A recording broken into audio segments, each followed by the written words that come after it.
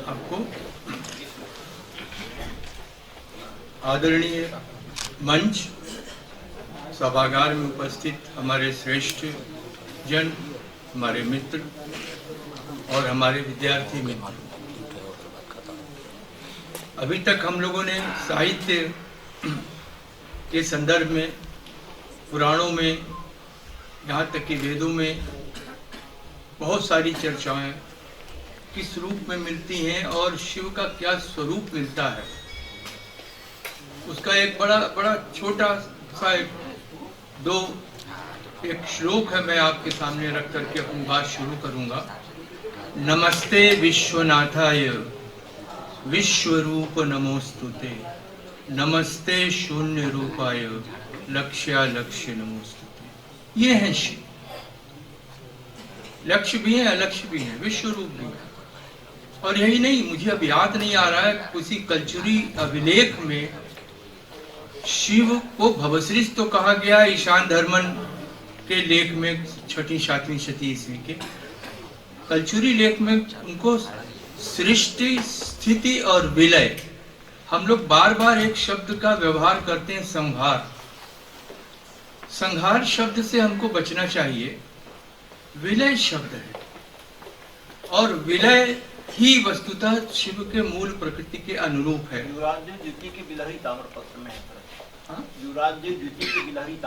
ताम्रपत्र में तीनों के कारक वही हैं और स्वयं जो है ब्रह्मा भी सृष्टि का कार्य उनके आदेश से, उनके अनुरूप प्रारंभ करते हैं। तो ऐसे शिव को प्रणाम करते हुए मैं एक दूसरी दिशा में आपको ले चलूंगा, क्योंकि अभी 13 तारीख को प्रधानमंत्री जी ने काशी विश्वनाथ धाम का लोकार्पण किया है। मैं लोकार्पण की स्थिति में भी आपको ले जाऊंगा और उसकी पूर्व स्थिति में भी ले जाऊंगा। अभी तक हम लोगों ने बहुत चर्चा की और बहुत दोष दिया आक्रांताओं को कि विदेशी आए, उन्होंने हमारा नुकसान किया और तमाम चीजें नष्ट की। लेकिन यहाँ मैं आपको आश्चर्यचकित तब कर सकूंगा जब आप स्वयं ये देखेंगे कि ऐसा ही कुछ काम हम लोगों ने भी किया है, उनका सहयोग भी किया है हम लोगों ने। हम लोग केवल एक पक्षीय दोष देते हैं। इतिहास के अध्ययन में कहीं न कहीं एक समग्रता और संपूर्ण दृष्टि होनी चाहिए, बड़ी ईमानदार संपूर्ण दृष्टि। और उसमें कभी संभव नहीं है अगर घर से कोई भेदिया, कोई सहयोग आपको न मिले कि इतना बड़ा काम किया जा सके। एक बात। और अभी जो विश्वनाथ धाम का पुनर्निर्माण हुआ, विश्वनाथ गली में एक सकरी गली से होकर के, गंदगी के बीच से होकर के, और एक बड़े बंधे हुए से प्रांगण में आप जाते थे, दर्शन करते थे, और कहीं न कहीं आपके भीतर का जो भक्ति भाव है उस रूप में प्रकट नहीं हो पाता था, जिसे आप सेक्रेड स्पेस कह सकते हैं, कि खुला हुआ स्थान आपको मिले जहां दर्शन के बाद आप शांत चित्त होकर ध्यान कर सकें, कुछ और विचार कर सकें। वो दिया है मोदी जी ने। लेकिन ऐसा देने में जो चीजें निकली हैं, जो मंदिर 60 के करीब निकले हैं, वो मंदिर हम लोगों ने छिपा के रखे थे घर में। घरों को बाकायदे उसका मुआवजा देकर के लिया गया, और जब घरों को तोड़ा जाने लगा रोड बनाने के लिए, स्पेस बनाने के लिए, तो उसके भीतर से मंदिर निकलने लगे। अब आप स्वयं तय करें कि आक्रांताओं से क्या हम कम दोषी नहीं थे जो हमने इतने सारे मंदिरों को छुपा रखा था, दूर कर रखा था, भक्तों से दूर कर रखा था, एक सामान्य व्यक्ति से।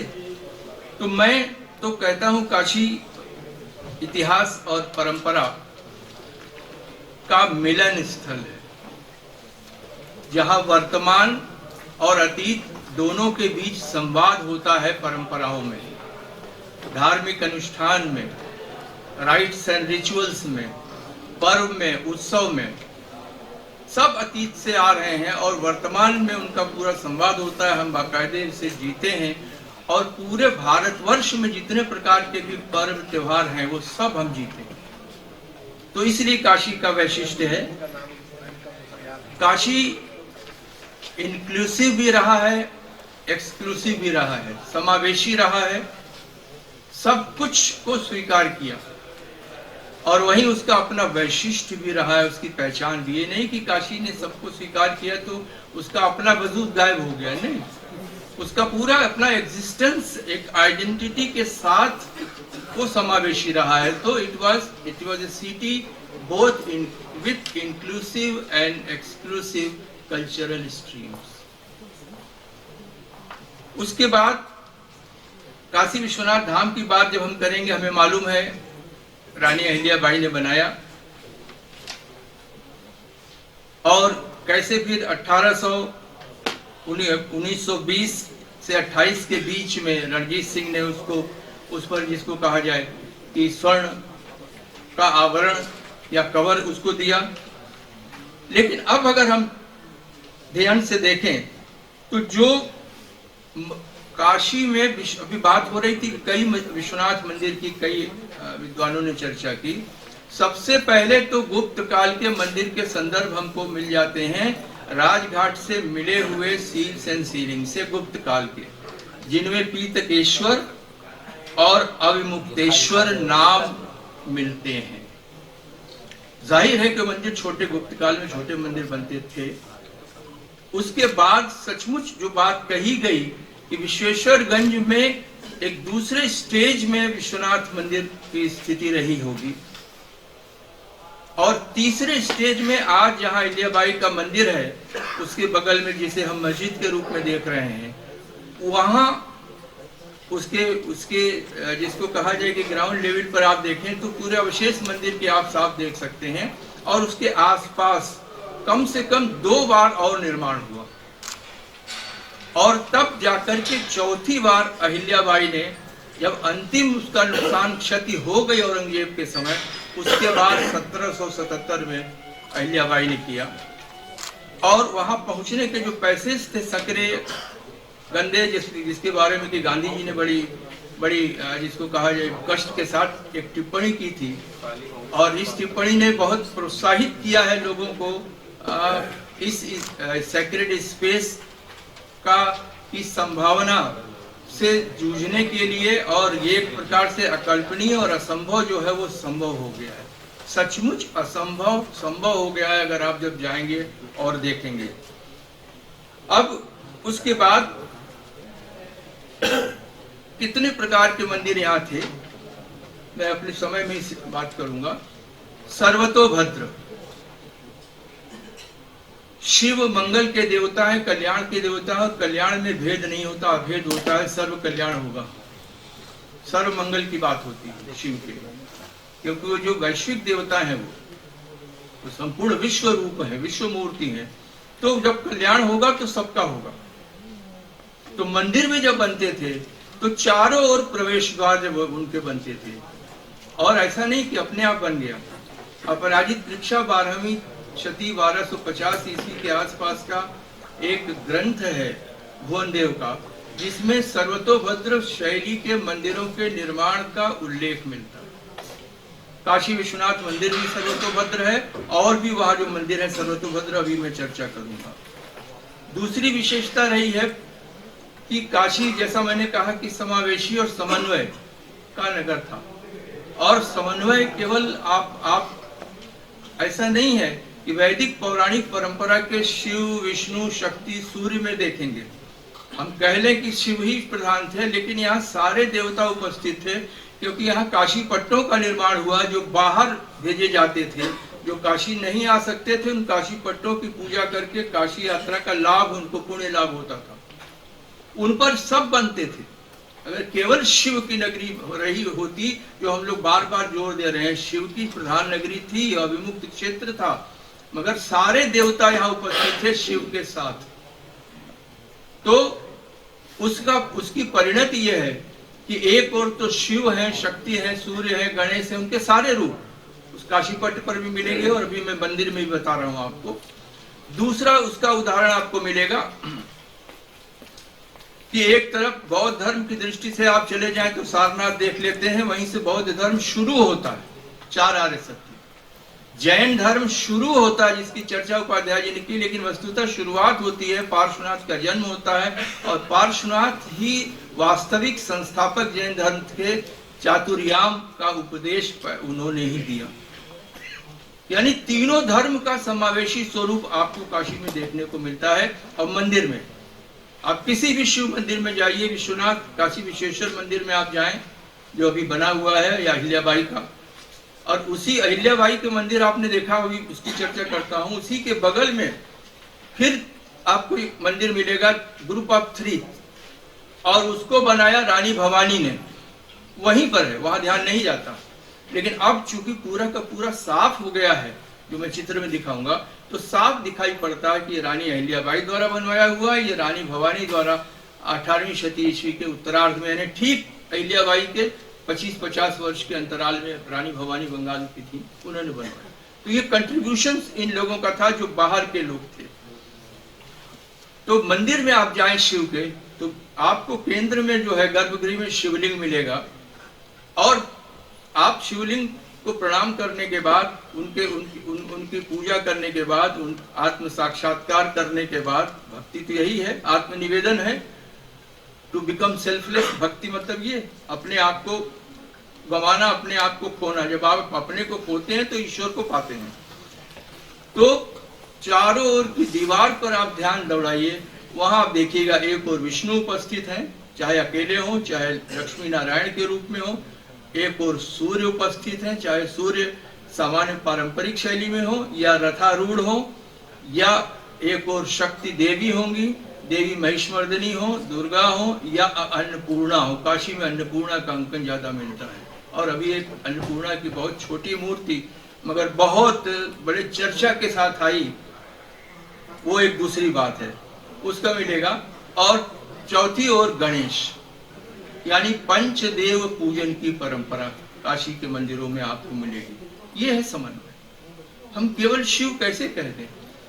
कर्दमेश्वर का मंदिर आप देखने जाइए, यहाँ पर अकेला मंदिर पुराना बचा हुआ है। वहां शिव मंदिर पर आपको ब्रह्मा मिलेंगे, विष्णु मिलेंगे, महिषमर्दिनी मिलेंगी, अर्धनारीश्वर मिलेंगे, बलराम रेवती मिलेंगे, नाग मिलेंगे। तो यानी क्या हुआ, मंदिर एक प्रकार से कंपोजिट, काशी के कंपोजिट कल्चर को रिप्रेजेंट करते थे। और वस्तुतः तो भारतीय मंदिर संपूर्ण भारत में इसी भाव को, कंपोजिट कल्चर को, यानी एक्चुअली कहा जाए the Indian temples they are basically non sectarian in character. मूल रूप में मंदिर किसी को समर्पित है, लेकिन उसका रूप अलग था। भैया स्लाइड जरा दिखा दीजिए, नहीं तो 20 मिनट हो जाएगा तुरंत। वो है लाइटर है क्या? आप बोलते जाए सर। यहाँ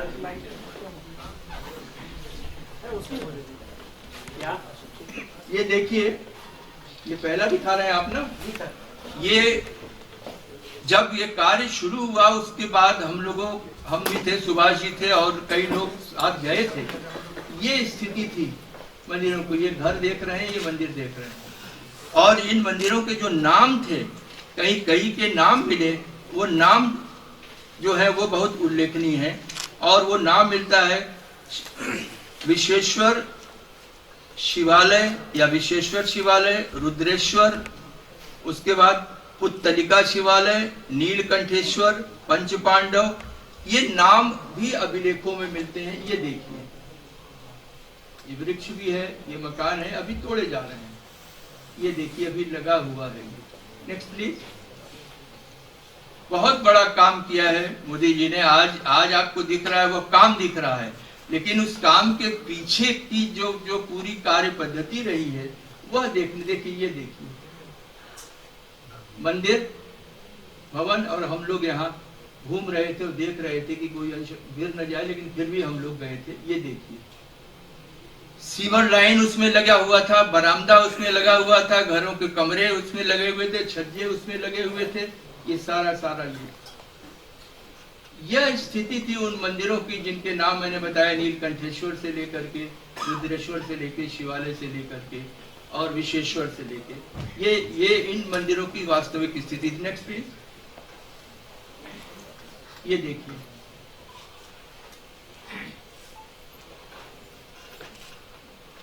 ये देखिए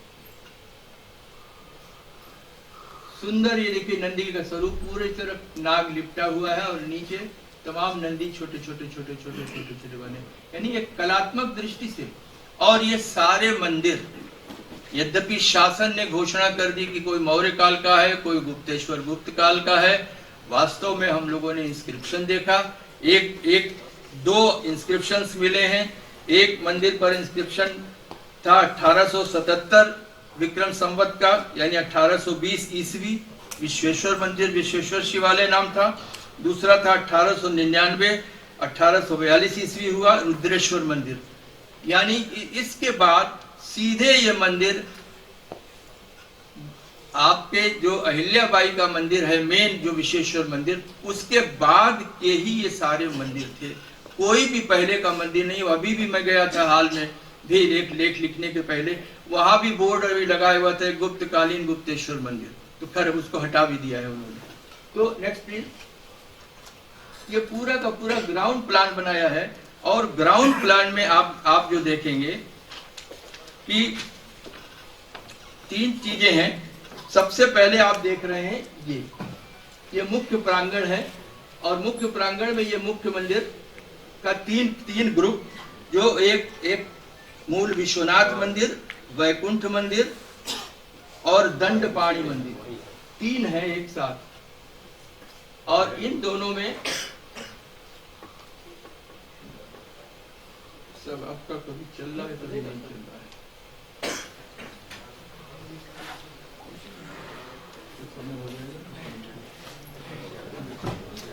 इसको पीटना भी पड़ेगा।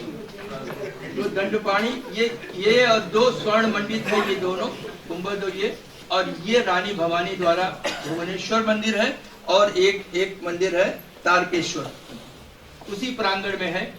ये देखिए अन्नपूर्णा मंदिर यही बना हुआ है, अन्नपूर्णा की मूर्ति रखी हुई है और बहुत ही छोटी सी मंदिर, वो मूर्ति जिसके बारे में इतना उपक्रम हुआ कि हम लोगों को लगा कि कहां से और कैसे लाया गया, बड़ा सारा कुछ हुआ है। बहुत छोटी सी, बल्कि वो दिखाई भी नहीं पड़ रही है, मुझे नहीं लगता कि 5 या 6 इंच से ज्यादा ऊंची है वो। बट सवाल ये है कि हम किस अपने देवता को भी, देवता अपने से बड़े नहीं होते हैं, देवता को भी बड़ा हम ही करते हैं।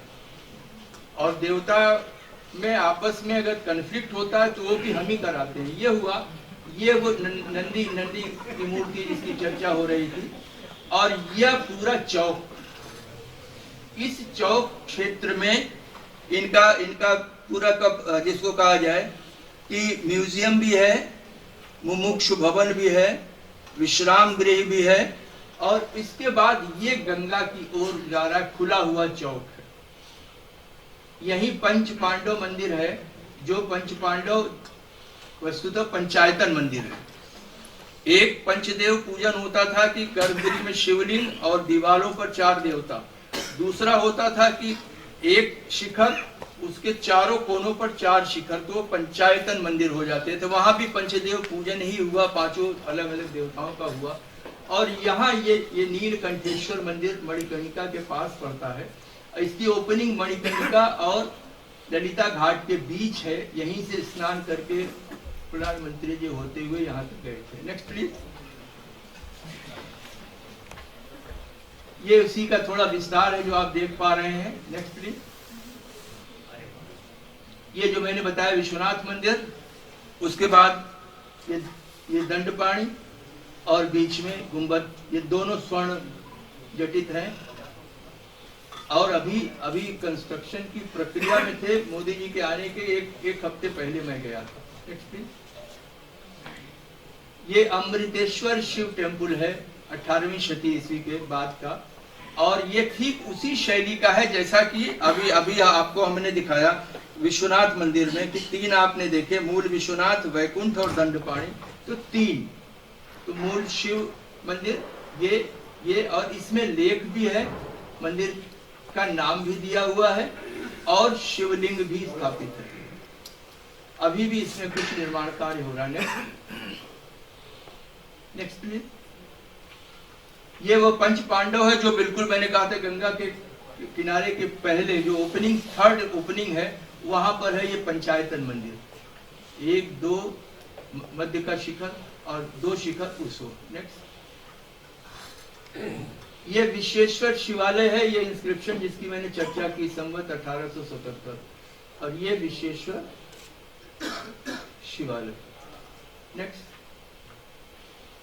ये सबसे सुंदर नीलकंठेश्वर मंदिर है, और ये देखिए इसकी स्थिति, जब हम लोग गए थे सिविल लाइन भी था, ये भी था। मूर्तियां सामान्यतः बाह्य दीवार पर नहीं बनी है, केवल नीलकंठेश्वर पर मूर्तियां बनी हैं, और अद्भुत और सुंदर मूर्तियां बनी हैं। ऐसा लगता है जैसे आइवरी में कार्विंग कर दिया गया है। अर्ली 19th सेंचुरी की ये मूर्तियां हैं। और नेक्स्ट प्लीज। अब ये उन्हीं में से कुछ मूर्तियों को मैंने दिखाया। ये देखिए समुद्र मंथन। समुद्र मंथन में लक्ष्मी भी है, अश्व भी है, गज भी है, अमृत कलश भी है, तमाम चीजों को सांकेतिक रूप से दिखाया। ये है वस्त्रहरण।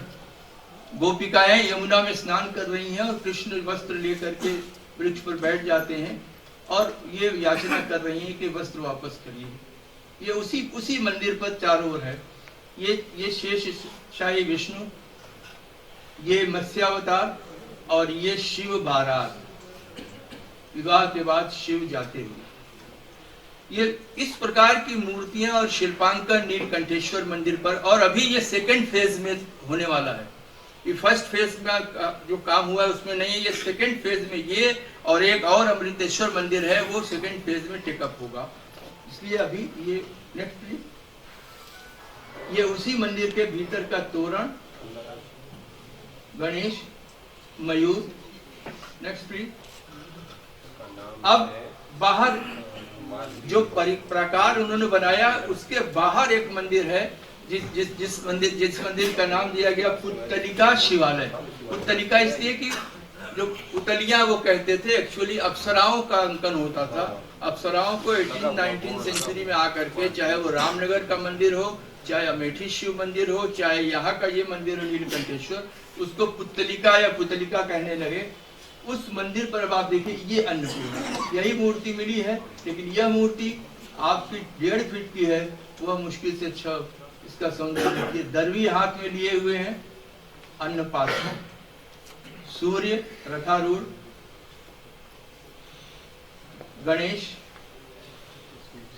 राधा कृष्ण, नंदी, यानी पूरा अन्नपूर्णा की स्वर्णिम मूर्ति है जो अन्नकूट के समय बाहर लाई जाती है वर्ष में एक बार। और अन्नपूर्णा मंदिर अब उस मंदिर परिसर से बाहर का हिस्सा बन चुका है। अगर हम आप जाएंगे तो अब एक साथ अगर वहां जाएंगे तो इसके लिए अलग से हमको कहीं न कहीं उपक्रम करना पड़ेगा। यह कहीं न कहीं एक विसंगति भी है। Next please. ये मैं विशेष रूप से दिखाना चाहता था कि पहले अभी आपने उन मंदिरों को देखा कि स्वयं हमने कितना नुकसान पहुंचाया है। हमने छुपा के रखा था अपने स्वार्थ बस, अपने मकान में कि हम रह रहे हैं उसी में मंदिर भी बना करके रखा था। मंदिर के स्पेस का व्यक्तिगत और बहुत ही ऐसे कार्यों के लिए उपयोग कर रहे थे जो ठीक नहीं था। वैसे ही यह मूर्ति है, ये तिलभांडेश्वर मंदिर है गुप्त काल का बहुत सुंदर।